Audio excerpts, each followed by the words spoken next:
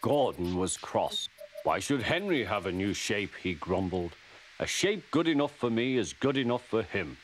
He goes gallivanting off to Crewe, leaving us to do his work, and comes back saying how happy he feels. It's disgraceful. And there's another thing. Henry whistles too much.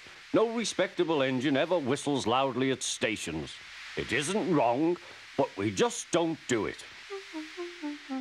Poor Henry didn't feel happy anymore. Never mind, whispered Percy. I'm glad you're home again. I like your whistling.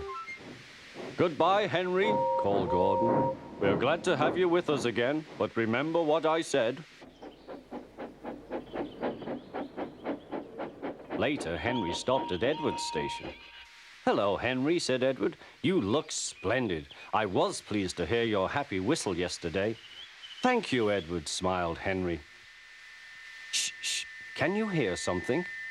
It sounds like Gordon, said Edward, and it ought to be Gordon. But Gordon never whistles like that. It was Gordon.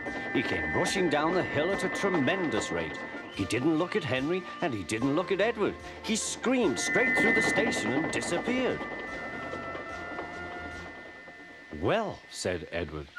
It isn't wrong, chuckled Henry, but we just don't do it. And he told Edward what Gordon had said.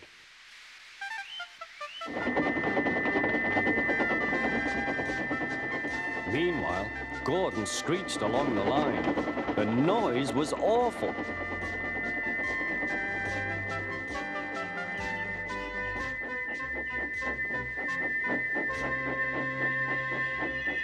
At the station, everyone held their ears. The fat controller held his ears too.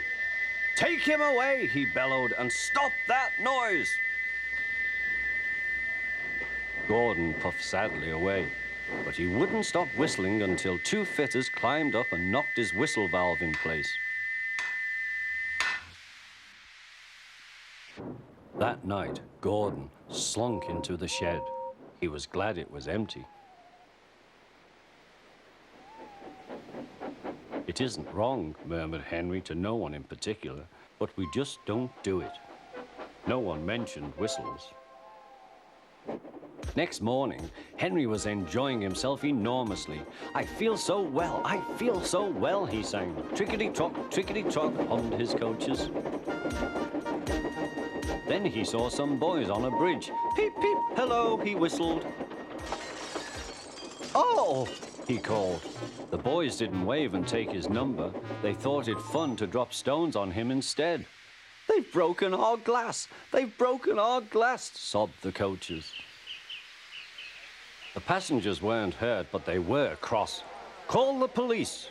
No, said the driver, leave it to Henry and me. What will you do, they asked. Can you keep a secret? Yes. Well then, said the driver, Henry is going to sneeze at those boys.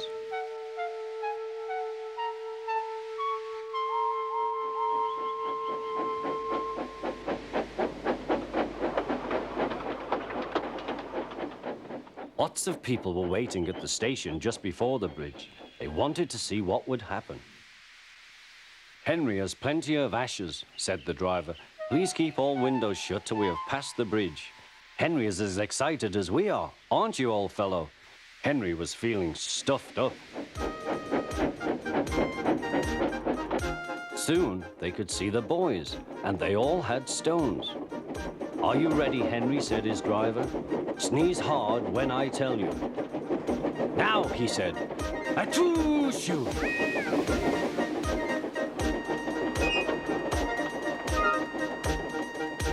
Well done, Henry, laughed his driver.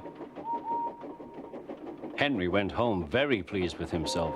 He had taught Gordon and silly boys a lesson with a whistle and a sneeze.